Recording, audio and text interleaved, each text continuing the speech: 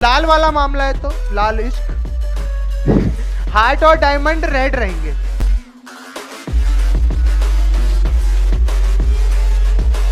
शुरू करते हैं अब प्रोबेबिलिटी।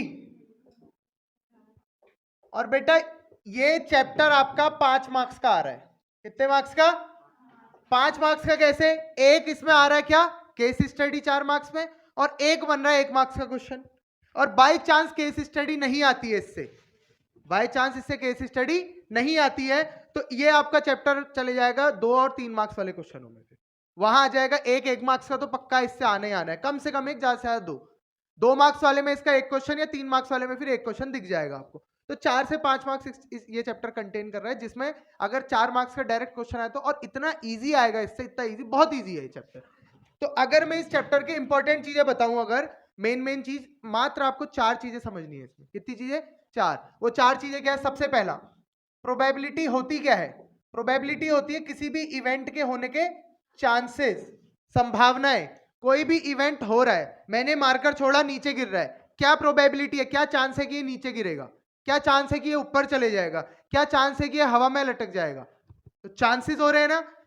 तो कोई भी इवेंट हो रहा है, उसके होने या ना होने के क्या चांसेस हैं, उसे ही हम क्या कहते हैं? प्रोबेबिलिटी। समझ में आया? अब किसी भी चीज की प्रोबेबिलिटी निकालने का तरीका, probability of any event is equal to number of favourable outcomes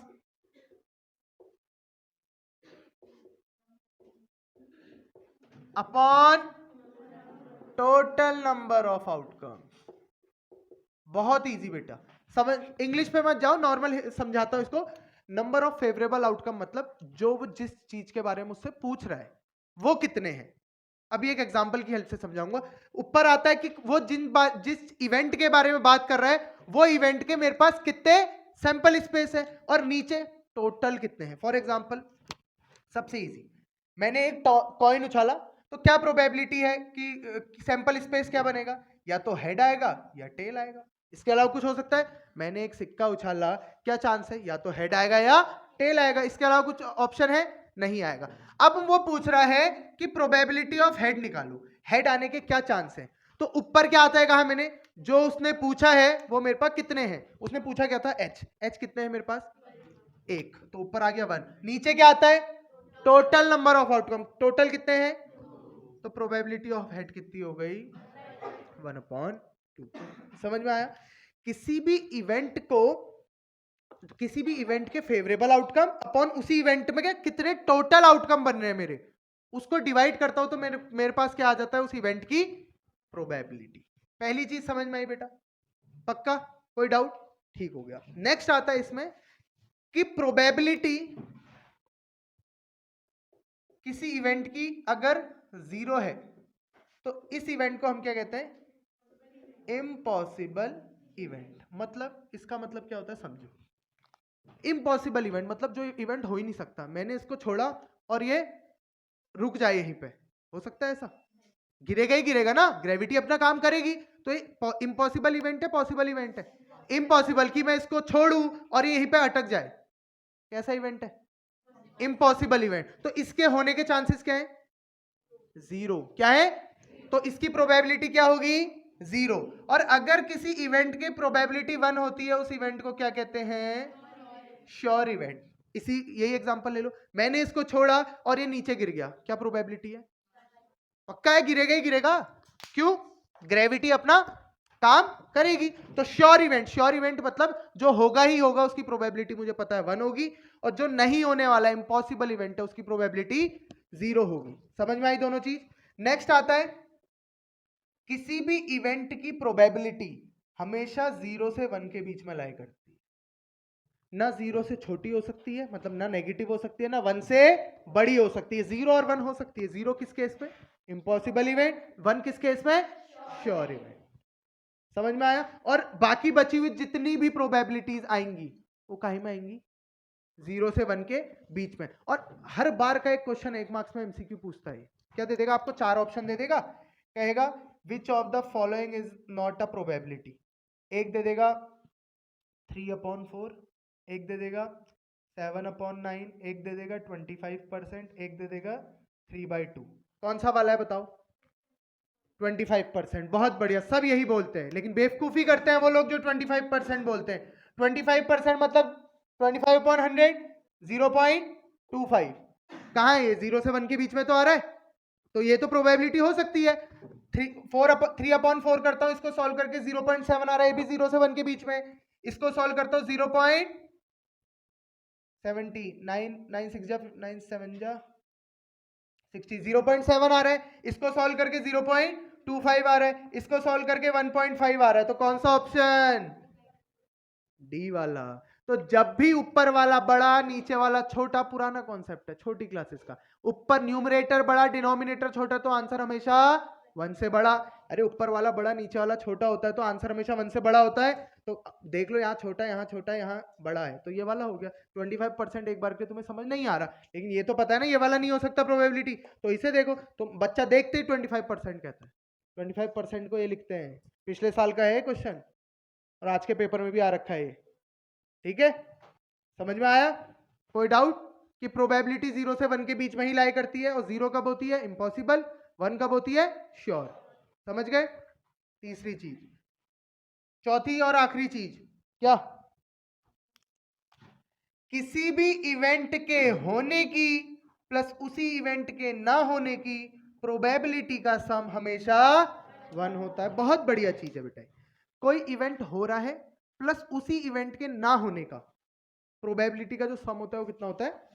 1। बहुत अच्छे एग्जांपल्स। अच्छा, ये जो ऊपर मैंने ऐसा बार जैसा लगा रखा है ना, डैश, इसका मतलब है not. Probability of event plus probability of not this event. ये इवेंट नहीं होना चाहिए, इसके अलावा कोई दूसरा हो सकता है। एक एग्जांपल की हेल्प से समझाता हूं। मैंने एक डाई फेंका, क्या चांसेस है, क्या क्या आ सकता है? 1 2 3 4 5, यही तो आ सकते हैं। एक डाइस फेंका मैंने, तो या तो 1 आएगा, 2 आएगा, 3 आएगा, 4 आएगा, 5 आएगा, या 6 आएगा। तो अब क्वेश्चन पूछता है what is the probability of getting an even number. Even number आने की प्रोबेबिलिटी क्या है? इवन नंबर कितने हैं? 2 4 और 6। तो फेवरेबल आउटकम कितने? 1 2 3। टोटल आउटकम कितने? तो कितनी हो गई? 1/2। अब मैं कह रहा हूं प्रोबेबिलिटी इवन नंबर नहीं आने की, प्रोबेबिलिटी की इवन नंबर नहीं आए। तो इवन नंबर नहीं मतलब ये वाला आ सकता है, ये वाला आ सकता है, और ये वाला आ सकता है। 1 3 और 5 कितने हैं? ये 3 अपॉन टोटल कितने थे? कितना आया? तो probability of even number plus probability of not even number कितनी हो जाएगी? 1/2 प्लस 1/2 कितना? हमेशा होगा बेटा। बस कंडीशन क्या है? इवेंट सेम होना चाहिए। इवेंट ये नहीं कि यहाँ पे मैंने इवन लिया था तो यहाँ पे मैं प्राइम नंबर ले लूं, गलत हो जाएगा। तो किसी भी इवेंट के होने की प्लस उस इवेंट के ना होने की प्रोबेबिलिटी का सम कितना होता है? 1 होता है। तो इससे क्या क्या है पता है? अगर आपको मान लो आपको किसी इवेंट के होने की प्रोबेबिलिटी दे रखी है और पूछ रहा है उसके ना होने की प्रोबेबिलिटी क्या है, सीधे 1 से माइनस कर दो। जैसे मैं कह रहा हूं इसमें probability of getting a number less than 2 या नंबर लेस देन 3। एक डाई फेंका और probability of getting number less than 3 क्या होता होगा? 2/6। 3 से नंबर कम है कितने? 1 और 2, 2 अपॉन 6 दैट इज 1/3। अब मैं कह रहा हूं probability of getting number greater than 3, greater than equal to 3, तो मैं कुछ नहीं करूंगा, 1 - 1/3 कर दूंगा। कितना आ जाएगा? 2/3। अब ये निकाल के देखो फॉर्मूले से भी, ग्रेटर देन इक्वल टू 3 मतलब 3 या 3 से ज्यादा, 1 2 3 4, तो 4/2 अपॉन, आ गया सही। समझ में आया? पक्का? ये 4 पॉइंट बेटा इसमें जिसको आते हैं वो आगे का काम कर सकता है, इसके बाद जो अभी पढ़ाने वाला। यहां तक समझ में आया? पक्का? इसके चारों पॉइंट ऐसे नोट कर लो, सिर्फ 4 पॉइंट नोट करना, बाकी नहीं। तो एग्जांपल है,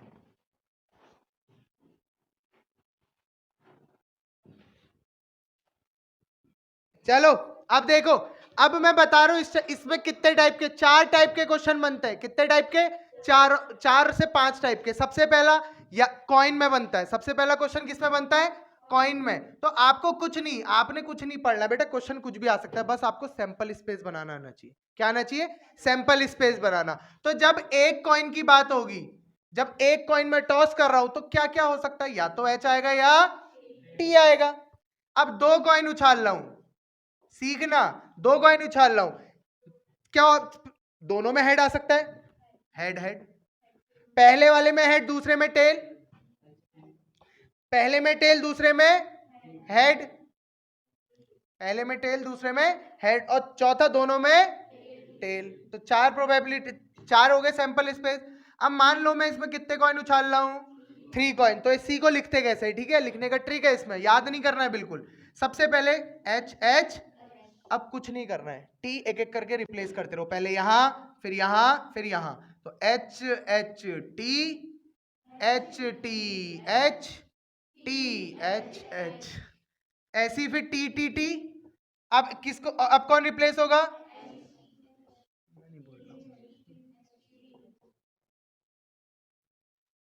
बनाना आया, याद मत करना, मैं फिर कह रहा हूं, सिर्फ एक ट्रिपल एच और ट्रिपल एच और ट्रिपल टी, ट्रिपल एच में फिर टी को पहले यहां फिर यहां फिर यहां, बाकी जगहों पे जहां पे नहीं है वहां पे क्या रहेगा, एच ही रहेगा। उसके बाद ऐसी टी टी टी में भी पहले एच यहां फिर एच यहां फिर एच यहां। समझ में आया, पक्का। 3 कॉइन से ज्यादा नहीं पूछेगा, रेयर है कि 3 कॉइन पूछ दे, 3 कॉइन पूछ सकता है वैसे, हाँ क्वेश्चन है 3 कॉइन में बहुत सारे।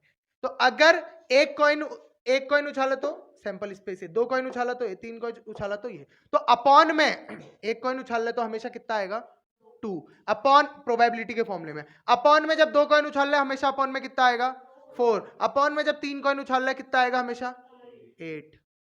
समझ में आया, पक्का। ये अपॉन वाले मुझे पहले से पता होने चाहिए, ऊपर वाले के लिए तो ऊपर वाला तो उसके हिसाब से ना कि उसने पूछा क्या है, लेकिन नीचे हमेशा क्या आता है, टोटल नंबर ऑफ आउटकम। तो टोटल नंबर ऑफ आउटकम तो मुझे पता है ना। समझ में आया, कोई डाउट यहां तक। ये एक जब कॉइन की बात हो रही, ठीक है। दूसरा पूछ सकता है आपको क्या, डाइस। एक डाइस एक बार फेंका, 1 टाइम, तो क्या प्रोबेबिलिटी है, 1 2 3 4 5 6। अब 2 टाइम फेंकते हैं तो इसमें कितने केस बनते हैं, 36। देखना कैसे, दोनों में 1 1, पहले में 1 दूसरे में 2, पहले में 1 तीसरे में, ऐसी 1 4 1 5 1। बेटा ये जिसको नहीं आता बनाना सीख लो, क्योंकि इससे क्वेश्चन आने की प्रोबेबिलिटी ज्यादा है, इस क्वेश्चन के आने की प्रोबेबिलिटी भी ज्यादा है बेटा। अच्छा क्वेश्चन है ना, इसमें बहुत सारी चीजें पूछ सकता है, वो भी क्वेश्चन कराऊंगा मैं। ऐसी 2 1 2 2 2 3 2 4 2 5 2 6, ऐसी 3 1 3 2 3 3 3 4 3 5 3 6, ऐसी 4 1 4 2 4 3 4 4 4 5 4 6, ऐसी यहाँ पे 5 1, कहां तक जाएगा ये, 6 6 तक।